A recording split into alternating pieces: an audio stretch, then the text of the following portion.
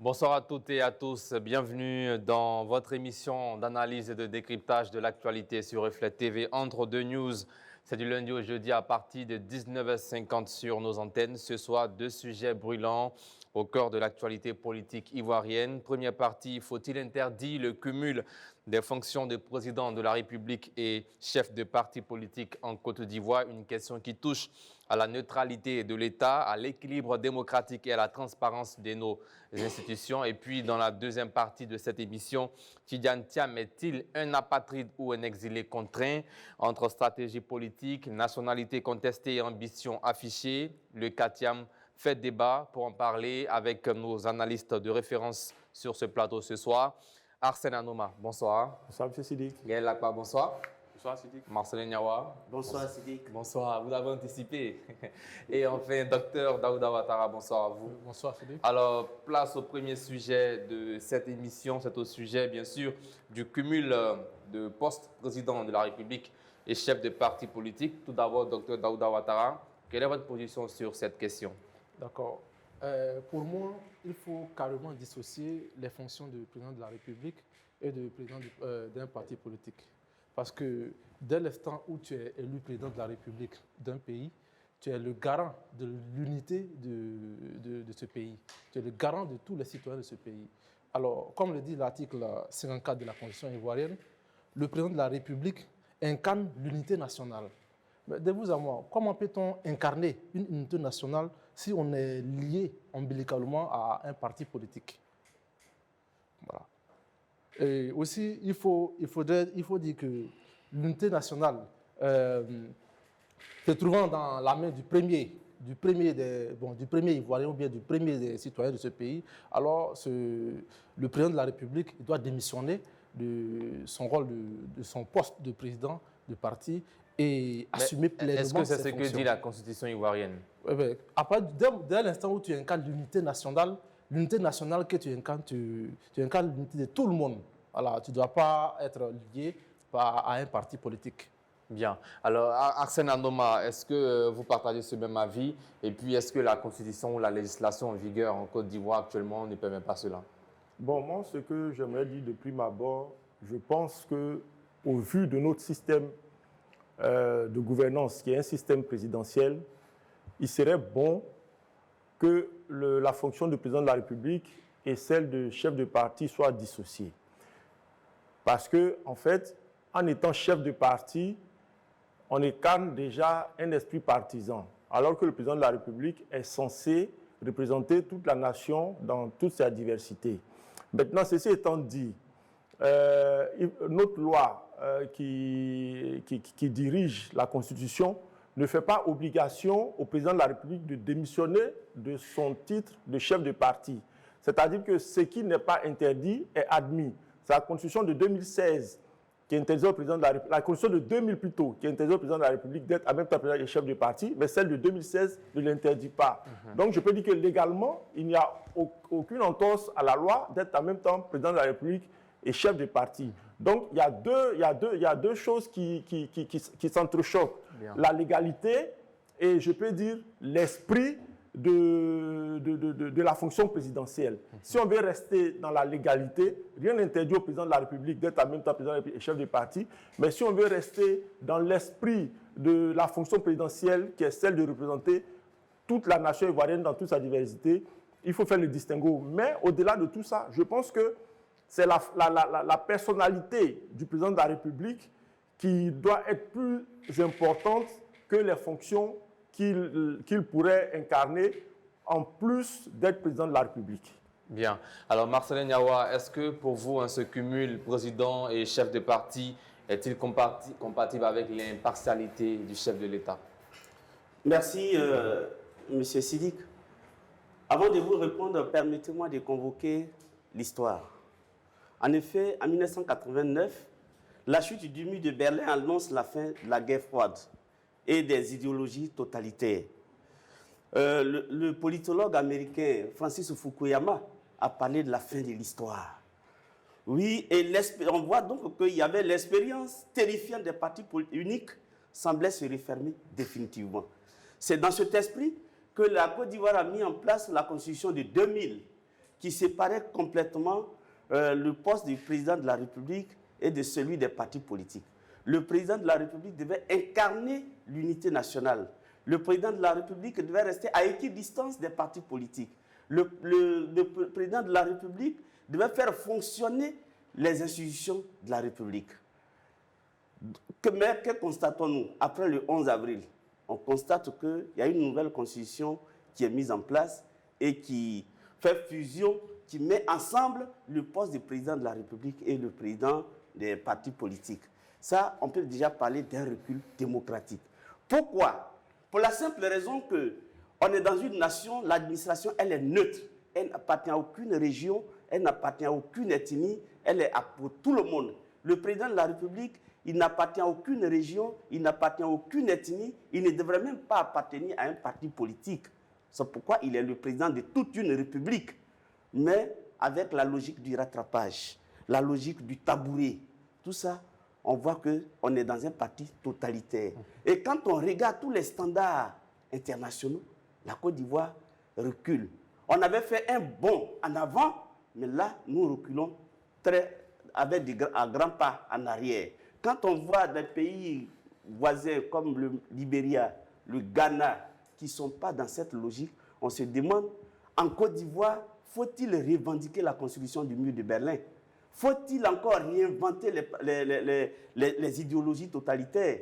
Moi, on a régressé. Et nous devons tout faire pour que ce qu'on appelle les acquis démocratiques puissent se restaurer en séparant, en dissociant le poste du président de la République et de celui des partis politiques. Mais il y a eu un référendum en 2016 pour pouvoir permettre aux Ivoiriens aussi qui étaient contre tous ces textes-là de s'opposer. Oui, ce que vous dites, c'est juste, mais il faut tenir compte du contexte. La Côte d'Ivoire est rentrée après 2011 dans une période de violence terrible, où beaucoup d'Ivoiriens étaient en prison. Avant même 2011? Non, s'il te plaît. Beaucoup d'autres encore étaient en exil. Et beaucoup encore étaient dégoûtés par la politique. Donc le débat politique en lui-même a-t-il eu lieu? J'ai dit non, il était biaisé. Donc là, on ne peut pas s'appuyer sur ça. Bien. Même l'idée de vouloir poser le problème des référendums, c'était déjà biaisé à la base. Parce que c'est un grand recul. C'était un grand recul. Merci. Non, Gaël Lakpa, c'est une pratique qui est courante dans plusieurs pays africains et même au-delà. Chef d'État, président des partis politiques. Je dirais d'abord bonsoir à tous nos téléspectateurs. Je vais venir sur la question effectivement de la Constitution de 2000 et celle de 2016. Dans la Constitution de 2000, effectivement, il y avait cette séparation de pouvoir-là. Et on a vu le président Gbagbo diriger ce pays. Il a quitté la tête de son parti. Mais moi, je vais axer ma réflexion sur quand Laurent Gbagbo, en tant que président de la République, parce qu'effectivement, les textes, il y a ce qui est écrit et puis il y a son application. On souhaite de façon idéale que le président de la République ne dirige pas le parti politique. Parce qu'effectivement, le président de la République, une fois que vous y êtes à la tête de l'État, vous êtes le président de tous les Ivoiriens. Vous devez être neutre. Sinon, vous vous exposez au risque de confusion de rôle entre étant le président des partis et le président de tous les Ivoiriens. Il y a plusieurs risques. J'ai entendu parler de tabouret, de politique partisane. Il y a même aussi les risques de captation des biens de l'État au profit d'un camp. C'est ça le risque. Quand on veut que le président de la République soit forcément le président du parti. Mais c'est malheureusement une pratique dans la sous-région. Moi, je dis que c'est une question, je vais dire que c'est un peu philosophique et puis c'est d'ordre idéologique. Parce que moi, je dis que de l'étude que j'ai faite, c'est sur les deux périodes. En 2000, c'est vrai, c'est écrit que le président de la République doit se départir de son rôle de président des partis, mais en réalité, quand bien même le président laisse le parti à quelqu'un, il est encore là. De façon claire, il est encore là, il dirige encore ce parti-là, bien que le texte le dise. Bien. Alassane Ouattara, quand il vient en 2016, bien au fait de cette réalité, il veut être réaliste. Parce que moi, je pense que c'est un peu idéal, c'est un peu idéaliste que de dire qu'un président de la République qui a pris le pouvoir à l'aide d'un parti politique puisse se départir carrément de son parti. Alassane Ouattara est venu nous proposer un texte en 2016 où il dit que ça, pour lui, ce n'est pas la vérité en fait. La vérité, c'est qu'on accepte que le président de la République, il peut rester président de son parti, comme l'autre l'a fait, mais de façon voilée. Voilà, donc j'ai dit que ici, le problème se trouve au niveau de la faute du pouvoir, même de la puissance du pouvoir. Il faut qu'on fasse tout pour que dans nos pays africains, y compris la Côte d'Ivoire, que la séparation de pouvoir puisse être. Si on a la séparation des pouvoirs, en ce moment-là, ce serait possible. Mais comme l'État est trop fort, le président de la République a trop de pouvoir, effectivement, ça sera difficile pour nous de pouvoir appliquer cette... Est-ce que ça biaise aussi la neutralité du chef de l'État? Bien sûr. Parce que comment le président de la République, il accède au pouvoir? On sait la plupart de ceux qui accèdent au pouvoir aujourd'hui, ce n'est pas des indépendants. Ils viennent grâce à un appareil politique. C'est cet appareil politique-là qui vous met président de la République. Mais vous êtes président de la République, vous n'avez pas abandonné cet appareil. Parce que même étant président, vous avez toujours affaire à votre opposition, qui va vous traquer, qui va faire des critiques et tout. Qui vous aide? C'est votre parti politique. Merci. Donc, il a forcément besoin de son parti Dr politique. Ouattara, est-ce que le président, qui est aussi chef de parti politique, ce phénomène pourrait biaiser aussi le jeu électoral dans un pays comme la Côte d'Ivoire? Bon, dans un pays comme la Côte d'Ivoire, oui, puisque ce président, déjà même... Mais qui n'est pas. Il y a un organe qui est en charge des élections. Effectivement. Vous savez, comme vient de dire Gaël Lakba, nos institutions ne sont pas fortes. C'est vous qui le dites. C'est vous qui le Nos dites. institutions sont fragiles. Et cette fragilité de nos institutions... Comment expliquez-nous expliquez à nos téléspectateurs, il ne faut pas admettre des choses sur le plateau. Il faudra donner des arguments. En fait, la Qu'est-ce qui vous dit que nos institutions sont fragiles? Nos institutions rend vulnérable notre démocratie en Côte d'Ivoire. Alors, c'est bien vrai, il faut le dire. Parce que vous-même, voyez-vous que le président de la République, qui est le président de son parti, il va avoir un conflit d'intérêts à tous les coups. Il va avoir un conflit d'intérêts parce qu'il va avoir une immersion de son parti dans la gestion du pouvoir. Vous comprenez? Alors, tous les postes juteux ou bien tous les postes de nomination, même s'il n'est pas la tête du parti, vont revenir forcément J'ai une question pour vous sur ce sujet. Oui. Le président de la République, qui n'est pas le président d'un parti politique, mais sachant qu'il est au pouvoir, il y a l'occasion ici pour son parti également de pouvoir gérer les affaires. Non, mais quand le président de la République n'est pas le président de... Le seul fait, c'est qu'il n'est pas le président du parti. Quand il n'est pas le président de son parti, il y a toujours le même pouvoir. On ne sent pas trop la main de son parti dans cette gestion-là. Mais quand le président de la République et en même temps le président de son parti, ça nous ramène à l'ère de l'époque des partis États. Bien, avant de revenir à Marcel Niawa, Arsène Anoma, comment vous réagissez sur cette même question? Bon, en fait, moi, ce que je voulais dire, c'est que je voulais plutôt rebondir sur ce qu'a dit mon frère ici en face. La Côte d'Ivoire qu'il dépeint après 2011, je me demande si c'est dans la même Côte d'Ivoire que nous vivons. Pour moi, il n'y avait pas de recul démocratique. On sortait d'une crise et c'est normal qu'il y ait des frétillements par rapport à cette crise-là. Mais la démocratie s'est exprimée. Le PDCI était là, le RDR après était là, il y avait beaucoup d'autres partis et le jeu démocratique a continué sans problème. C'est seul les partisans du président Gbagbo, certains qui sont partis en exil, mais beaucoup sont restés en Côte d'Ivoire. Les Mamadou Koulibaly ou autres, beaucoup sont restés, ils ont continué leurs activités politiques. Donc dire que la démocratie avait été prise en otage, c'est un faux problème.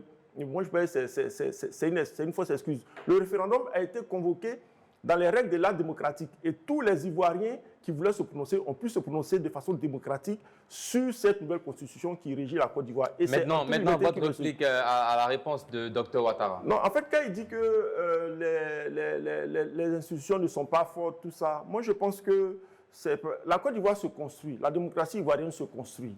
Et on ne peut pas avoir le même niveau de force dans nos institutions, le même niveau de démocratie, que comme les États-Unis ou la France. Mais même, on a même remarqué aux États-Unis, après la défaite de Trump, les partisans de Trump ont pris en otage le Congrès. Ça veut dire que même là-bas, qui sont des anciennes démocraties, la construction de la démocratie n'est pas achevée. La démocratie va se construire et se construit bien. Aujourd'hui, les élections sont fortes. On a même, bon, c'est vrai, je ne veux pas revenir là-dessus, peut-être que ça fera l'objet d'une autre émission, mais la séparation des pouvoirs, les élections sont là, les choses sont là, et les choses se font. les institutions n'interfèrent pas dans les prises de décision d'une quelconque autre institution. Par exemple, l'élection qui va venir, la CEI.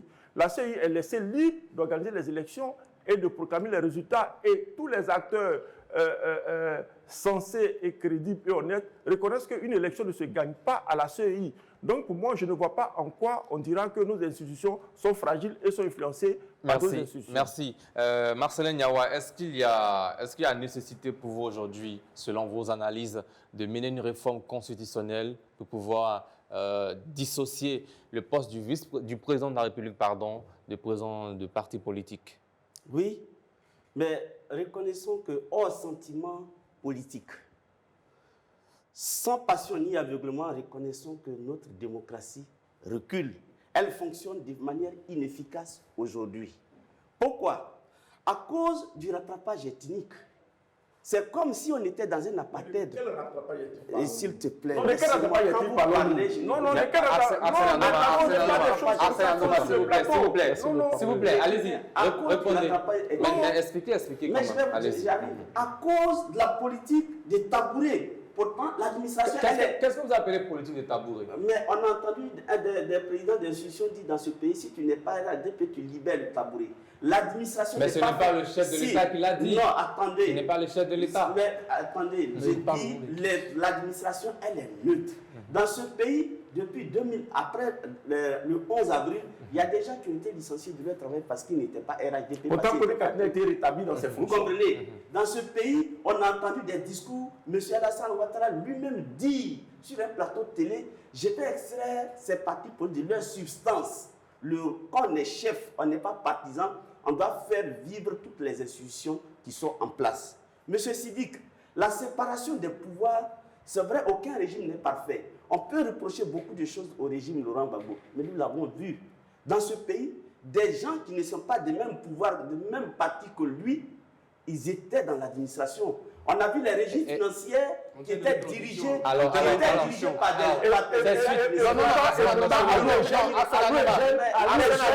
Ancien protocole de Gbagbo a été nommé ambassadeur. C'était qui dit ça. Je vais retrancher dans votre temps de parole, s'il vous plaît. J'ai dit, il y avait des... Excusez-moi, j'ai fini. Laissez-moi sous le régime Ouattara. Le PPACI est né sous le régime Ouattara. Comment vous expliquez non, ce n'est pas ça la question. J'ai dit sous le Laurent Gbagbo. Non, mais vous dites que la démocratie est menacée en Côte d'Ivoire. Ce sont des faits. J'ai dit, elle fonctionne de façon inefficace. La démocratie, c'est un ouvrage dont la construction n'est jamais finie. C'est tous les jours. Même dans les pays développés, toujours, les gens se battent pour conserver ce qu'on appelle les acquis démocratiques. Donc, c'est un ouvrage qu'on construit de manière permanente. Maintenant, quand vous parlez de la présence de certains partis de l'opposition avant 2010 dans le gouvernement de Laurent Gbagbo, non, je ne parle pas de gouvernement, je n'ai pas suivi. J'ai dit au niveau de l'administration, le DG des impôts, quand vous parlez des DG du Trésor, ce n'était pas des militants de Gbagbo. Kone Katina, par exemple, dans l'administration publique ivoirienne. Est-ce qu'aujourd'hui, lors des concours, c'est interdit à un partisan du PPACI, du FPI d'intégrer la fonction publique? Mais être dans la fonction publique pour Kone Katina, pourquoi ça peut être l'objet? Mais ça rejoint ce que vous dites. Au contraire, c'est quelque chose qui est banal. Effectivement. Lorsqu'on dit, tu ne peux pas. Kone Katina est directeur général de quelle institution? Aucune institution. Alors, dites-moi dans ce pays actuellement, à l'heure où on discute là, un opposant, quelqu'un qui n'est pas membre du RHDP et qui est directeur général d'une structure. Est-ce que faire la politique, c'est forcément demander des postes? Ce n'est pas le sujet du jour. Non, quand on est à la tête d'État, on fait la promotion des compétences. Et les compétences, ça est partout. Mais en quoi, merci. Mais en quoi ce que vous avancez a un lien entre le fait que le président soit le président d'un parti politique? Oui, parce qu'il fonctionne de façon partisane. Il ne choisit que les hommes de son camp. Ça, c'est tout. S'il était le président de tout le monde, si M. Gaël Lakpa n'est pas de son parti politique, il n'avait qu'à regarder son CV et puis il le nomme. Il ne va pas chercher à savoir de quel parti politique Gaël Lakpa. Mais est-ce qu'il y a obligation de nommer un membre de l'opposition à la tête d'une institution? Non, on ne va pas nommer, je ne parle pas en termes parti, je dis en termes d'Ivoiriens. Mais quand on les catégorise... Mais tous ces Ivoiriens qui sont directeurs généraux ne sont pas forcément des membres des partis ou cas du RHDP. Monsieur, on nous a parlé de rattrapage ethnique. Bon, c'est vous qui le dites. C'est pas moi qui le dis. C'est vous qui parlez de rattrapage ethnique. Gaël Lakpa, réaction, merci. Gaël Lakpa, réaction sur... sur ce sujet-là. Non, mais effectivement, il a dit quelque chose qui est intéressant, c'est qu'il faut qu'on reconnaisse que la démocratie est tout le temps en perpétuelle construction dans nos contrées. Et il arriverait même que dans certaines discussions, on puisse se demander si la démocratie, même, c'est un système qui est adapté au peuple africain, vu nos réalités dans le passé. Ça, c'est une autre réflexion. Mais il y a un truc que je voulais rappeler aussi.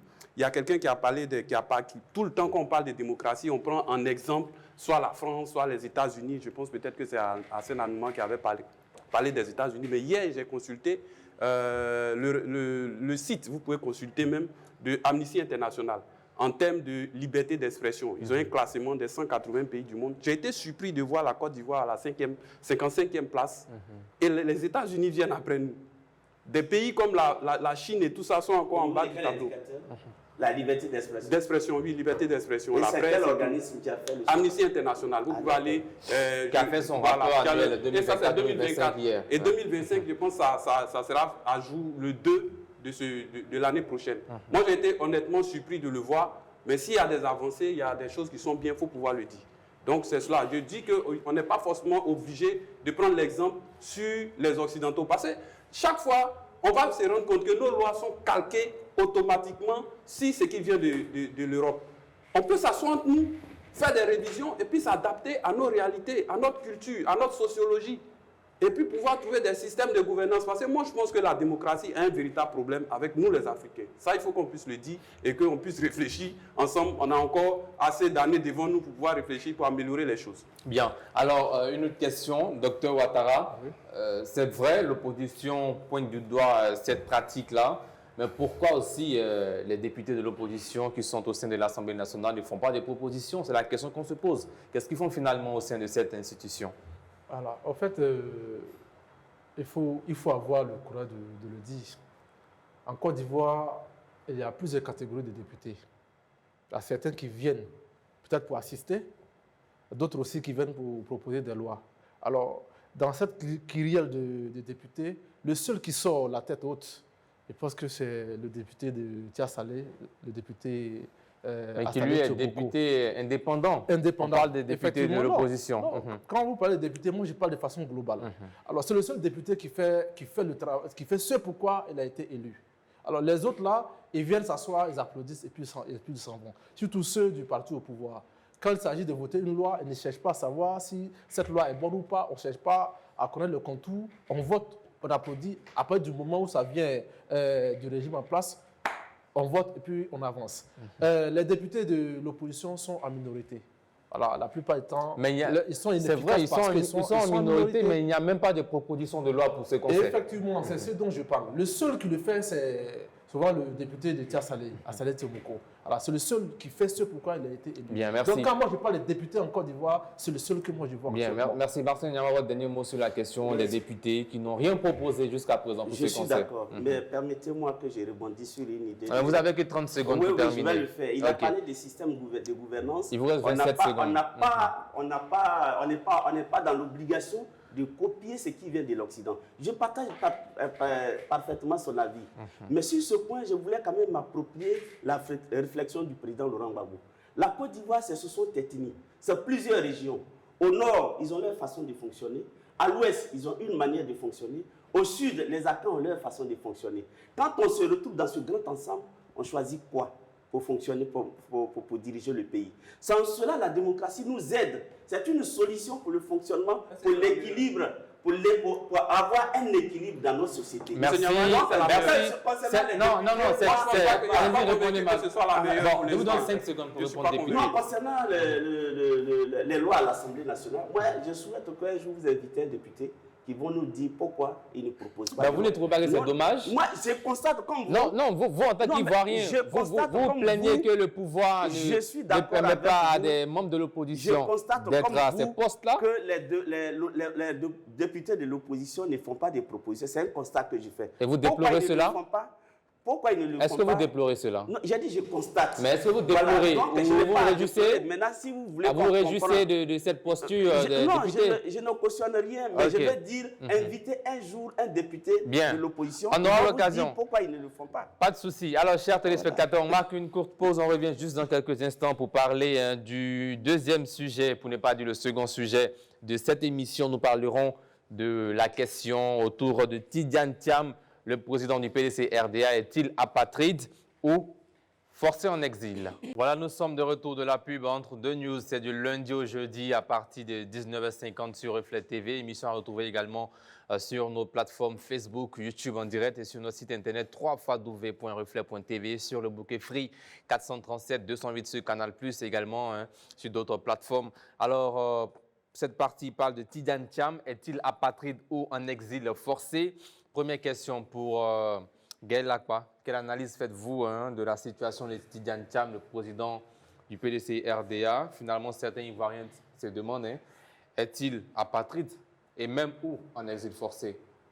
Alors, cette question est vraiment une question qui mène à débat, qui est une question polémique, qui commence à monter dans l'opinion, parce qu'on se souvient que la semaine dernière, on parlait de sa radiation de la liste. Aujourd'hui, le débat progressivement s'en va vers la question s'il est en exil ou bien s'il est apatride, parce qu'on a vu la sortie du représentant du ministère de la Justice qui est venu justifier, parce que je me souviens que la semaine dernière, effectivement, moi-même sur ce plateau, j'avais dit qu'on était en train de nous dire dans ce pays que un des petits-fils d'Houphouët-Boigny serait apatride dans son même pays, dans son propre pays. Donc là aussi, il y a eu débat. Effectivement, ils sont sortis là-dessus. Et lui, il a dit que Tidiane Thiam n'est pas apatride. Et la question continue de faire débat. Moi, je vais venir à une certaine chronologie des faits. On a assisté d'abord à la rénonciation de la nationalité française par Tidiane Thiam lui-même.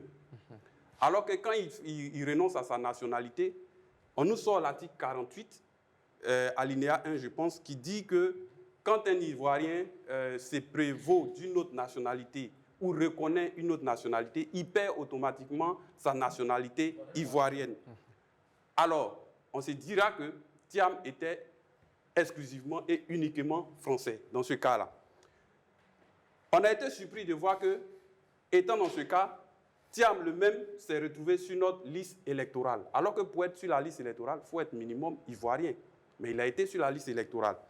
Après avoir perdu la nationalité française, Thiam fait une demande de certificat de nationalité. La justice a rejeté cette demande. Bon, il n'est plus français, il n'est non plus ivoirien. Je vais venir maintenant à la définition. Est reconnue comme apatride une personne qui ne possède légalement aucune nationalité d'un pays. Aujourd'hui, je pense qu'il n'est pas français.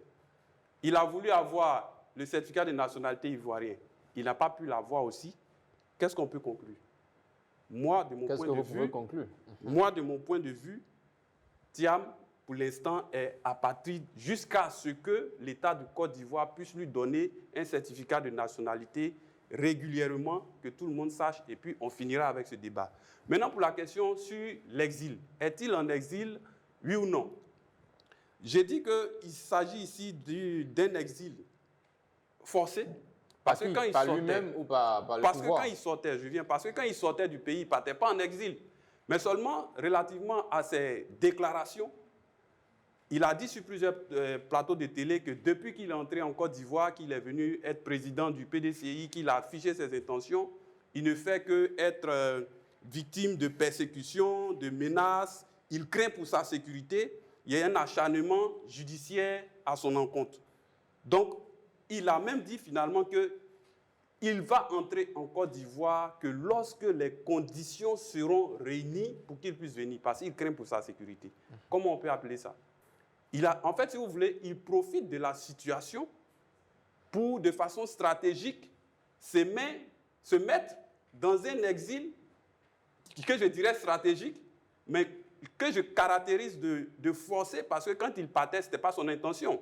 Il allait pour une mission de son parti pour revenir. Mais si aujourd'hui il est bloqué là-bas, on a même vu que hier il a fait une sortie sur TikTok. Ça veut dire beaucoup. Dit qu'il est pour l'instant, en exil forcé, ce n'était pas dans ses plans, mais il sait quand même stratégiquement profiter de la situation parce que vous savez que tout ce qu'il est en train de faire, c'est aussi avec l'international. Bien. Donc, Merci. quand il montre cette Merci. Dr Ouattara, Gaël Lakpa parle d'apatridie et d'exil forcé de la part pour Tidjane Thiam. Est-ce que vous partagez ce même avis? Quels sont les indices, les éléments de langage que vous avez sur ce sujet? Avant de répondre à votre question, je vais rebondir sur un aspect qu'il a évoqué. Il dit que on rend le petit-fils de Félix Houphouët-Boigny apatride. Mais ce n'est pas parce qu'on est petit-fils du président Félix Houphouët-Boigny qu'on ne peut pas ne pas être apatride en Côte d'Ivoire. Je ne sais pas si vous me comprenez. Parce qu'aucune famille ne détient l'ACD de la Côte d'Ivoire. Aucune famille n'est au-dessus des lois en Côte d'Ivoire. D'ailleurs, comme le dit Jean-Jacques Rousseau, l'obéissance à la loi qu'on s'est prescrite est liberté.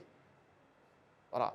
Alors, ensuite, je vais revenir à votre question pour dire que, pour moi, le président Tidjane Thiam n'est ni apatride, ni en exil. Et pourquoi? Parce que l'apatridie, c'est quand tu n'appartiens à aucune nation. C'est quand aucun pays ne te reconnaît comme son citoyen. Or, le 28 avril dernier, 28 avril 2025, il y a eu un communiqué du ministère de la Justice.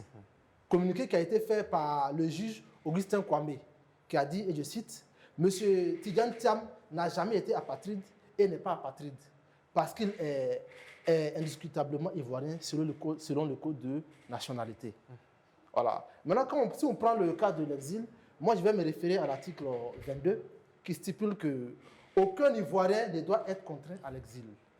De plus, à ce que je sache, vu qu'aujourd'hui, il n'y a pas encore eu de mandat d'arrêt contre M. Tidjane Thiam. Mandat d'arrêt qui peut-être mandat d'arrêt national ou bien international qui pourrait le contraindre à fuir ce pays. Alors jusque-là, il jouit de ses droits et devoirs sur toute l'étendue du territoire national.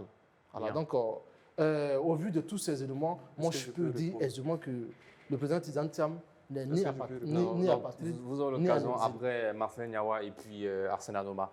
En ce qui concerne la question de M. Tidjane Thiam, ces derniers temps, ces dernières heures, nous avons suivi des conférences de presse des juristes, de ses avocats, et nous avons suivi des plateaux.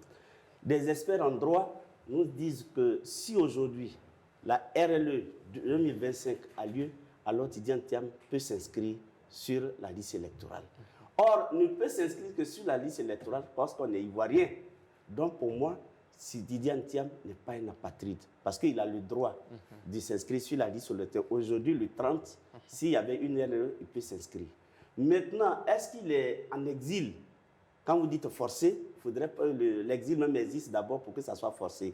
Jusqu'à présent, pour moi, s'il peut s'inscrire sur la liste électorale, c'est qu'il a droit aux documents ivoiriens, tous les documents pour voyager.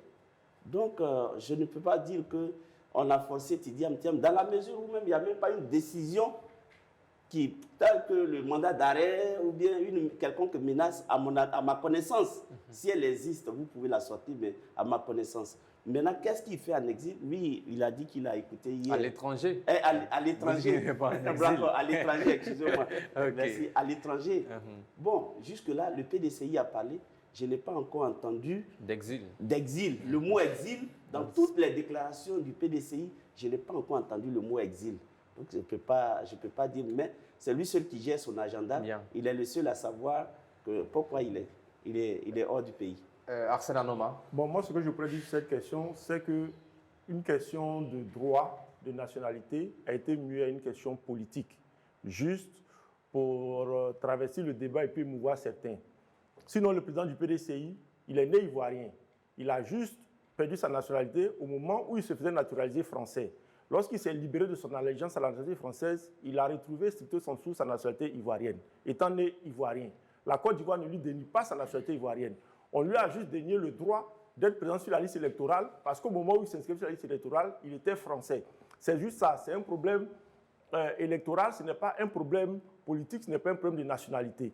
Dans le moment où il s'est libéré de son allégeance à la nationalité française, il a retrouvé sa nationalité ivoirienne. Donc, personne ne peut dire que le président du PDCI est apatride. Lorsque les gens soulèvent cette question-là, c'est juste pour essayer de montrer que le pouvoir est un pouvoir qui voudrait faire le distinguo entre certains Ivoiriens et qui voudrait dénier au président du PDC sa nationalité ivoirienne. Est-ce qu'on ne crée pas des conditions d'apatridie? On ne crée pas des conditions d'apatridie. Il a reconnu lui-même qu'il avait une autre nationalité française, alors que, selon l'article 48 de notre code de nationalité, lorsque tu revendiques une autre nationalité, tu perds ta nationalité ivoirienne. Lui-même, en demandant à être libéré de son allégeance à la nationalité française, il a reconnu cet état de fait-là. Donc, lorsqu'il a remis les choses en droit chemin pour pouvoir exercer librement et dans toute la plénitude de son terme, ses activités politiques en Côte d'Ivoire, il a reconnu sa nationalité ivoirienne. Donc, ce problème d'apatridie que les gens soulèvent, c'est juste une question politique, disons des visées politiques pour essayer de séduire un certain électorat. Sinon, le président Thiam n'est pas apatride. Bien.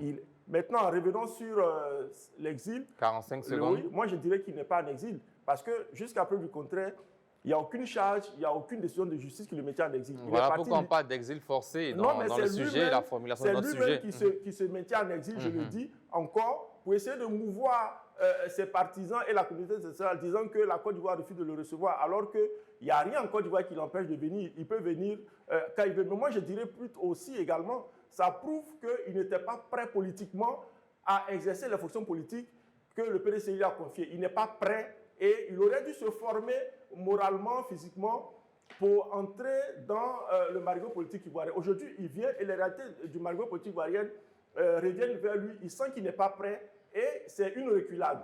Pour moi, ça montre le fait que le président du PDCI n'est peut-être pas véritablement prêt à être président du PDCI et à être président de la Côte d'Ivoire parce qu'il n'a pas le courage. Bien, Gaël Lacroix, vous avez voulu réagir? Si, j'ai voulu réagir à ce que le docteur a dit tout à l'heure. Et je lui tire mon chapeau parce qu'il me donne l'occasion de pouvoir revenir sur quelque chose que j'avais dit. Que, honnêtement, souvent, quand on fait les analyses, il faut qu'on accepte de dépasser ce qui est le détail pour aller vers ce qui est vraiment fondamental dans ce qu'on dit. Je ne m'adresse pas particulièrement à lui parce que j'ai vu certaines personnes, effectivement, s'appuyer sur le nom Félix Houphouët-Boigny que j'ai dit. Mais seulement quand vous entendez Félix Houphouët-Boigny dans mon vocabulaire, pour ne pas dire dans mon expression, c'est juste pour appeler l'intelligence de celui qui écoute au lien des sangs, tout simplement. Donc aujourd'hui, le débat que nous sommes en train de tenir, là, on dit que si, moi, je pense que, parce que même quand le représentant de la justice est sorti, il a parlé de nationalité en veille. Mais nationalité en veille, même ça n'existe pas. Tu fais allégeance à une autre nationalité, tu n'as plus la nationalité ivoirienne, c'est ce qui est dit. Mais ce qu'il a expliqué, c'est comme si en fait, quand tu prends une autre nationalité, ta nationalité ivoirienne, on ne peut pas te l'arracher. Donc si j'ai dit petit-fils d'Houphouët-Boigny, c'est juste une référence pour faire, comment on appelle, pour rappeler le lien des sangs. Et on est ivoirien par le sang. Donc je pense que dès que le président Thiam renonce à la nationalité française, automatiquement, il a la nationalité ivoirienne. C'est à ça que je voulais faire allusion. Sinon, ce n'est pas pour dire que Félix Houphouët-Boigny a l'ACD de la Côte d'Ivoire ou bien que ce sont eux qui ont fondé la Côte d'Ivoire. Non, la loi, c'est la loi. Maintenant, aucun État ne décrète qu'un citoyen est en exil. On peut émettre un mandat d'arrêt. Quand on émet un mandat d'arrêt contre vous, là, c'est vous-même qui fuyez, qui partez là-bas et qui dites que vous êtes en exil. Sinon, l'État qui a émis un mandat ne va pas dire officiellement que vous êtes en exil. Donc, l'exil d'un citoyen ou bien d'un président de parti ou bien de qui que ce soit vient de la suite d'événements.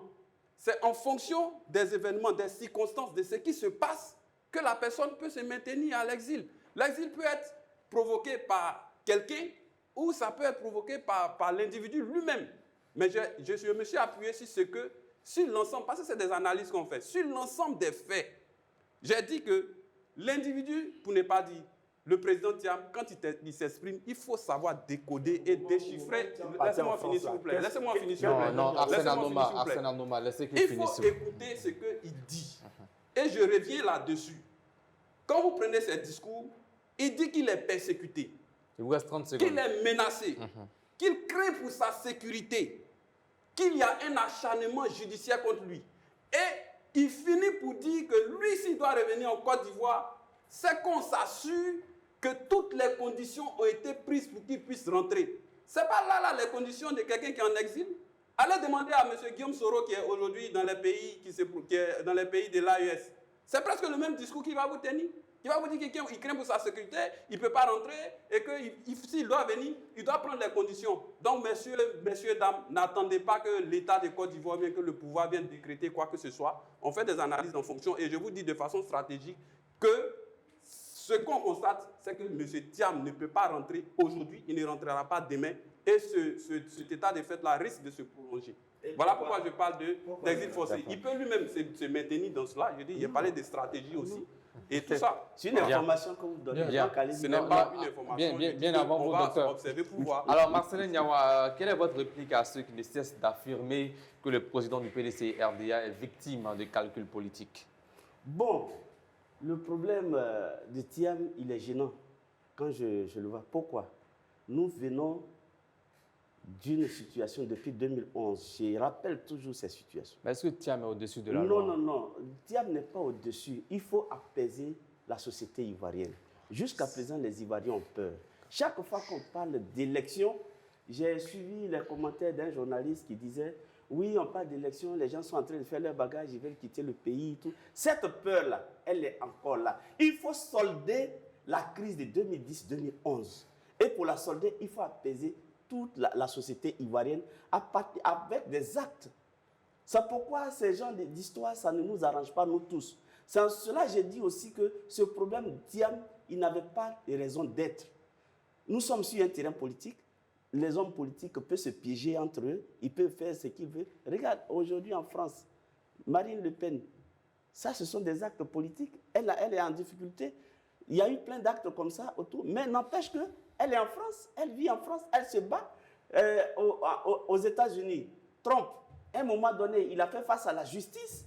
Il s'est battu et il s'en est sorti. Mais la société américaine, elle est tranquille, elle est apaisée. Pourquoi chez nous, ici, toujours les gens cherchent à en découdre? Et là, je te rappelle que hier, il y a eu une convocation contre Bredomi. Ça vrai très tard dans la nuit, on a appris que la convocation elle a été annulée. Mais ce sont des actes qui alourdissent l'atmosphère. C'est pourquoi, une fois de plus, il faut que le pouvoir en place accepte de s'asseoir avec son opposition pour discuter, pour aplanir, pour rassurer la population. La population n'est pas rassurée. Les gens sont perturbés. Et il y a des éléments supplémentaires qui viennent se greffer dessus. Les gens n'ont pas les clés de compréhension de tous les actes qui sont posés. Donc, ça alourdit l'atmosphère et docteur, ça ne rassure pas. Docteur, est-ce que pour vous, l'affaire Thiam contribue à cristalliser les élections à venir? Bien sûr. Bien sûr. Puisque actuellement, le parti au pouvoir avec le PDCI sont à couteau tiré. Certains même parlent d'action d'envergure sur le terrain dans les jours à venir. C'est ainsi même que je pense bien qu'il y a un parmi eux qui a été convoqué. Mais là, moi, je vais donner un avis qui est un peu tout autre pour revenir à ce qu'a dit, comment on appelle ça, Marcelin Niawa. Il faut dire que le retrait ou bien l'exil, si on peut dire en griffe, de Tidiane Thiam actuellement peut être observé sous deux facettes. La première facette, c'est que l'article 48, alinéa 1, l'a déchu de ses droits politiques. Quand au moins il s'inscrivait sur la liste électorale en 2022, il n'était pas encore ivoirien. Voilà pourquoi il sera radié de la liste électorale. Alors, partant du résultat de ce premier procès, on peut deviner facilement, peut-être, c'est mon avis, on peut deviner facilement l'issue du procès qui l'attend avec Valérie Yapo le 8 mai, on attend tous le 8 mai, où le PDCI pourrait être mis sous tutelle parce qu'au moins il prenait la tête du PDCI, avec tout ce qu'il a eu à poser comme action pour être nul et donner les faits, le PDCI pourrait être mis sous tutelle. Parce que, dans ce cas, revenir actuellement en Côte d'Ivoire, c'est bon. Parce qu'il n'était pas ivoirien en ce moment-là. Parce que c'est en 2023 il a pris la tête. Et c'est en 2024 qu'il a pris. Il n'est pas apatride. Non, c'est en 2024 qu'il a laissé la nationalité française. Donc, dans ce cas, il pourrait rester là-bas pour vaquer à d'autres occupations. Maintenant, sous l'autre facette, c'est que c'est un exil stratégique. Dans la mesure où, selon ses partisans, il est fort réputé avoir de grandes relations à l'international. mettent la pression au niveau international, tandis que ses partisans mettent la pression au niveau national. Mettre la pression au maximum jusqu'à ce que le gouvernement régularise sa situation pour qu'il puisse rentrer. Dans ce cas, on pourrait parler d'exil volontaire. Voilà. Bien. Réaction, Arsène Anoma? Non, moi, ce que je pourrais dire, il faudrait qu'on se comprenne. Le président du PDCI n'est pas en exil. Il est en déplacement voulu. Il a décidé lui-même de sortir de la Côte d'Ivoire. La justice ivoirienne ne le poursuit pas. Il n'y a aucune charge qui est retenue contre lui. Il y a un de mes co-débatteurs qui parlait du cas de Soro Guillaume. Mais Soro Guillaume, il a été condamné. C'est au vu de cette condamnation-là et du mandat d'arrêt lancé contre lui qu'il se mettait hors du territoire ivoirien. Ce qui n'est aucunement le cas de Thiam. Le président Thiam, lorsqu'il sortait de la Côte d'Ivoire, il n'y avait aucune situation juridique sur lui. Il est sorti volontairement et il se mettait volontairement hors de la Côte d'Ivoire. C'est en cela que je rejoins le docteur Ouattara lorsqu'il dit que tout ça, c'est une stratégie politique pour essayer de faire croire qu'il y a un déficit de démocratie en Côte d'Ivoire et essayer de parvenir à la tête de ses objectifs par d'autres moyens. S'il pense qu'en restant à l'extérieur, il pourra mettre une certaine pression sur les autorités pour amener à sa régularisation et surtout à amener à des élections pour eux, ils diraient qui ne sont pas transparentes actuellement, ça c'est un libre choix. Mais que nous ne disent pas qu'il est en exil, parce qu'il n'est aucunement en exil. Il a décidé lui-même de se maintenir hors de la Côte d'Ivoire. Le président Thiam peut rentrer en Côte d'Ivoire à n'importe quel moment, rien ne lui arrivera. Et lorsque mon frère Gawa parle de déficit démocratique, des personnes qui ont été chaudes, mais on est dans un pays où il y a des lois. On ne peut pas, parce qu'on veut la démocratie, même aux États-Unis dont il parlait tout à l'heure, même en France dont il parlait tout à l'heure. Mais si Marine Le Pen aujourd'hui est condamnée et ne pourra plus se présenter aux élections présidentielles, c'est parce qu'elle a commis un délit. Même Trump, qui est actuellement président, il avait commis des délits. Donc ça veut dire que dans tout pays, quel que soit le niveau de démocratie, lorsque tu commets un délit, la justice te poursuit et te condamne si c'est prouvé. Donc s'il y a des choses qui sont avérées... Merci Arsène Anoma. Gaël Agba, en plus de répondre à ce qu'il a dit tout à l'heure, est-ce qu'il y a des cas similaires qui ont eu lieu par le passé en Côte d'Ivoire? Bien, c'est à cela que je voulais en venir. Voilà pourquoi je demandais la parole. Il ne faut pas qu'on fasse l'amalgame de penser que quand quelqu'un est en exil, c'est que forcément dans son pays d'origine, il y a une poursuite judiciaire officiellement contre lui. Quand vous avez une poursuite contre vous, c'est qu'on vous demande de vous rendre aux autorités pour venir vous justifier. Ça ne justifie pas que quelqu'un soit en exil. Je dis ce qui peut justifier l'exil de quelqu'un, c'est l'ensemble des événements que cette personne peut expliquer une fois qu'elle quitte le territoire.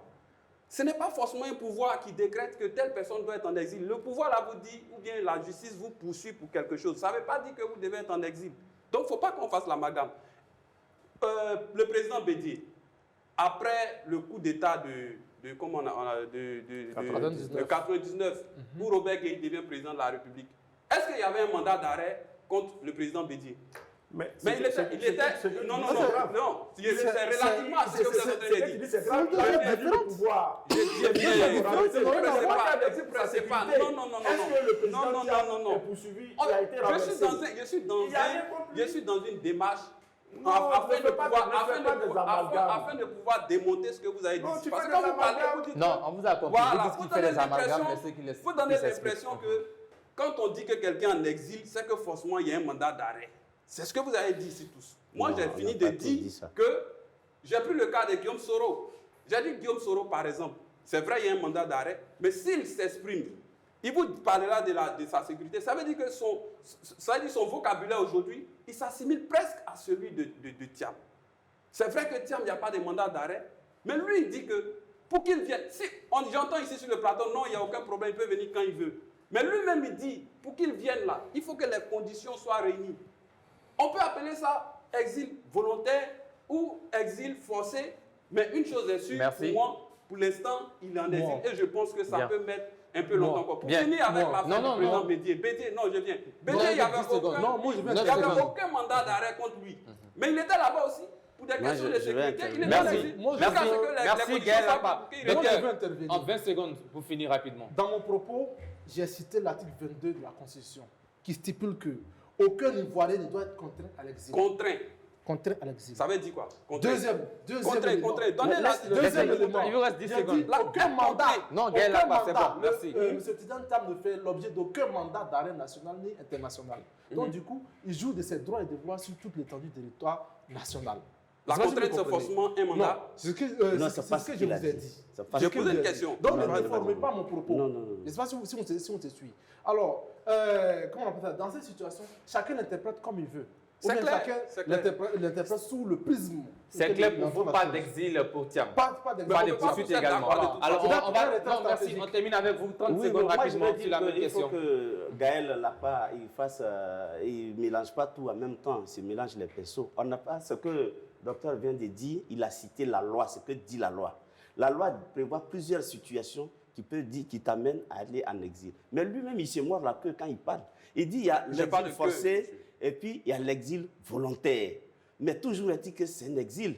Quand quelqu'un se sent menacé, c'est lui seul qui sait sur quel côté il est menacé. Il dit qu'il ne rentre pas parce qu'il est menacé. Et il dit... Bon, enfin, ouais, Thiam il faut n'a que rien les dit. règles- Thiam Non, n'a rien dit. non, c'est ce qu'il a Non, dit. il a a dit dit que que c'est Gaël Lacroix qui l'a il a dit révélé. que pour qu'il Donc, revienne, moi, que je les pense qu'il conditions serait soient réunies. souhaitable que Gaël Lacroix nous dise les raisons qu'on doit remplir, l'État de Côte d'Ivoire doit remplir pour que Merci. Thiam rentre. Merci C'est ce Marcelin qu'il a dit. Niawa. Chers téléspectateurs, place maintenant au carton rouge. Le premier carton rouge de cette émission avec Gaël Lacroix. Carton rouge au ministère de la Construction et de l'Urbanisme, si je ne m'abuse.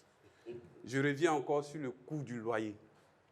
Honnêtement, je ne sais pas pourquoi ce ministère-là ne prend pas la question au sérieux.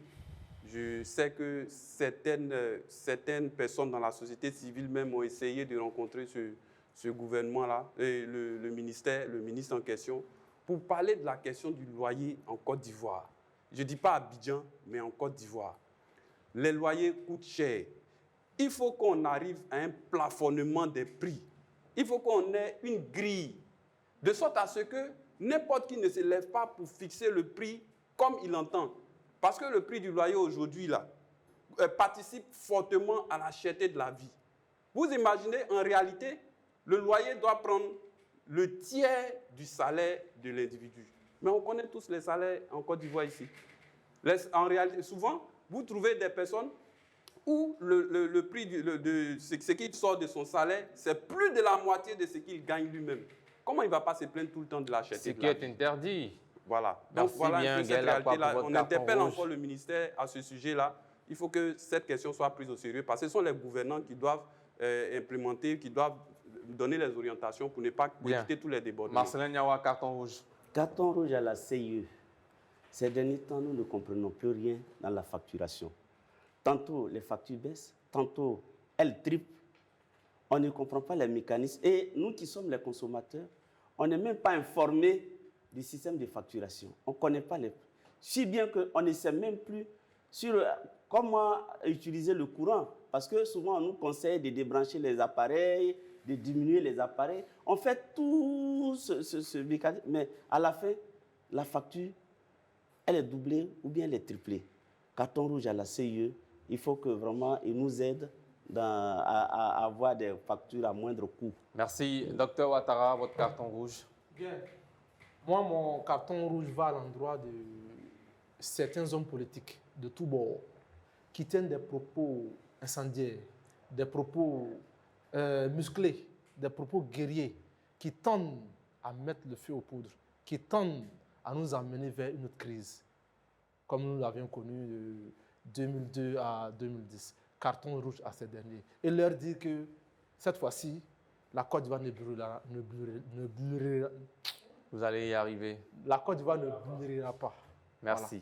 Alors, dernier carton rouge de ce mois d'avril 2025 avec Arsène Anoma. Vous avez l'honneur de boucler ce mois. Moi, mon carton rouge, c'est à l'endroit de certains hommes politiques, surtout de l'opposition, qui ont embouché la trompette des débats, des expressions politiques tribalistes. Depuis un certain moment, on a remarqué que le champ politique est sorti du débat d'idées pour devenir une profusion de paroles tribalistes. La semaine passée, hier ou avant-hier, je crois, on assistait à une réunion d'un parti de l'opposition, le PDCI par exemple, où, durant toute cette rencontre-là, ce n'étaient que des propos tribalistes, des propos qui catégorisaient les Ivoiriens. Certains même ont eu à dire que la Côte d'Ivoire est dirigée par des étrangers, des Maliens, des Guinéens, des Burkinabés, et que ce sont eux les vrais Ivoiriens qui doivent reprendre la Côte d'Ivoire pour diriger la Côte d'Ivoire. J'estime que la Côte d'Ivoire n'appartient à aucun groupe ethnique. La Côte d'Ivoire appartient à tous les Ivoiriens. Il n'y a pas de sous-Ivoiriens, il n'y a pas de bons Ivoiriens, il n'y a pas de mauvais Ivoiriens. Tous les Ivoiriens sont Ivoiriens au même titre. Si, par la force des choses, la Côte d'Ivoire est arrivée aux indépendances avec un président qui était Akan, ça ne veut pas dire que les vrais Ivoiriens, ce sont les Akans. Que tu sois Ivoirien du Nord, du Sud, du Centre, de l'Est ou de l'Ouest, tu es Ivoirien au même titre que tous les autres Ivoiriens. Donc, il faudrait que les partis de l'opposition, surtout le PDCI actuellement, reviennent à la raison politique et quittent le champ des expressions tribales pour entrer dans le champ des propositions d'idées. Merci Arsène Anoma. Carton rouge à toutes ces personnalités, cadres des partis politiques qui refusent de permettre à des personnalités de leur parti politique de participer aux débats télévisés organisés sur toutes les chaînes de télévision ivoiriennes. Carton rouge à vous. Place maintenant au chiffre du jour. Le chiffre du jour, c'est 800 000. En effet, lundi dernier, le vice-président de la République, son Excellence Thiemoko Mélié Koné, a inauguré le CHR, le Centre hospitalier régional de Boaké, un établissement moderne de 150 lits, construit sur 10 hectares, capable d'accueillir plus de 800 000 patients par an. Quelle lecture, quel commentaire faites-vous en 30 secondes? Commençons par vous, Arsène Anoma. J'ai eu l'honneur d'être présent à Boaké lors de la cérémonie d'inauguration. J'ai été présent la veille, le dimanche, pour visiter l'hôpital. Je peux vous assurer que c'est un joyau architectural et sanitaire.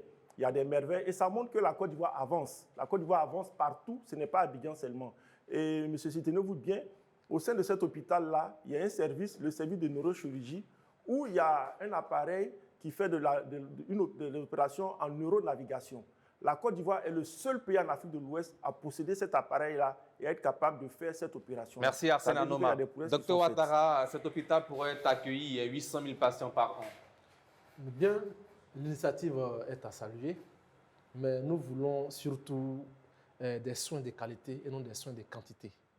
Alors, figurez-vous que c'est bien beau, c'est ouvert, c'est bien beau, on applaudit, mais souvent, c'est le bâtiment qu'on voit avec la peinture, tout. Souvent, ces hôpitaux-là manquent de machines pouvant faire le travail. Et les médecins sont livrés à eux-mêmes avec leurs malades. Et à ce propos, j'indexe la situation qui prévaut à l'hôpital général de Bondoukou actuellement, où les populations demandent un scanner pour ne pas qu'on prenne les malades, les transporter de Bondoukou 450 km jusqu'à Abidjan. Merci. Alors, Gaël Akwa, réaction sur ce chiffre 800 000 patients par an attendus au CHR de Boaké? 800 000 patients, ce sont des prévisions. En réalité, peut-être même qu'à la fin d'une année, on pourra aller à plus que ça, mais ce sont juste des prévisions. Moi, je près de la population de Boaké. Je voulais juste féliciter. Voilà, quand c'est bien fait, il faut reconnaître. Quand c'est bon, comme on dit à Abidjan. Féliciter le vice-président aussi qui y est allé. Moi, je sais que j'ai déjà critiqué le fait qu'on ait un vice-président, qu'on ait un Sénat, tout ça, c'est budgétivore, mais on sait aujourd'hui que le président de la République est hors du pays. S'il n'avait pas de vice-président, on aurait attendu son retour, alors que les populations ont besoin de cette infrastructure-là. Donc, pour moi, mention spéciale à lui. Et puis, je veux venir sur un fait, c'est qu'il nous faut, et il y a un mal qui détruit beaucoup aujourd'hui nos populations, ce sont les AVC, le stress et puis l'insuffisance rénale. Je souhaite que vraiment, dans ce centre-là, qu'on ait tous les éléments. Voilà, merci. Et puis, dernier élément, que nos autorités arrêtent d'aller se faire soigner en France et aux États-Unis. Bien, nos autorités là hier. C'est bien noté. Marcelin Niawa, réaction sur ce chiffre, 800 000 patients par an pourraient être accueillis au centre hospitalier régional de Boaké. Mais je suis heureux que le gouvernement démultiplie les centres de santé sur l'étendue du territoire. Ça prouve que lorsqu'on est au pouvoir et qu'on a une opposition responsable qui ne claque pas les armes à tout bout de champ, on peut faire de grandes choses. Et il faut qu'on continue toujours sur cette lancée-là. Mais en même temps, il ne suffit pas de construire des hôpitaux. Il faut faire en sorte que tout le monde ait accès à ces hôpitaux. Il faut donc les équiper. Je me dis que les hôpitaux ne sont pas suffisamment équipés. Enfin, pourquoi les décideurs eux-mêmes partent se soigner à l'étranger? Il faut qu'ils enrichissent bien le plateau technique pour qu'eux-mêmes, qui sont les décideurs, ils donnent l'exemple en partant se soigner dans ces hôpitaux-là. Merci à vous, Marcelin Niawa. Merci, Dr Daouda Ouattara, Arsène Anouma et Gaël Lakba. C'était la dernière émission de ce mois d'avril 2025. Rendez-vous demain, jeudi 1er mai, fête du travail pour le premier numéro du mois de mai 2025. On sera avec Pulchérik Balé, Lancina Karamoko, Michel Beta et bien sûr bien d'autres consultants et invités qui seront sur ce plateau pour d'autres sujets d'actualité. Portez-vous bien, que Dieu veille sur vous et sur la Côte d'Ivoire. Bonne fête du travail à vous, à tous et à toutes. Bonsoir.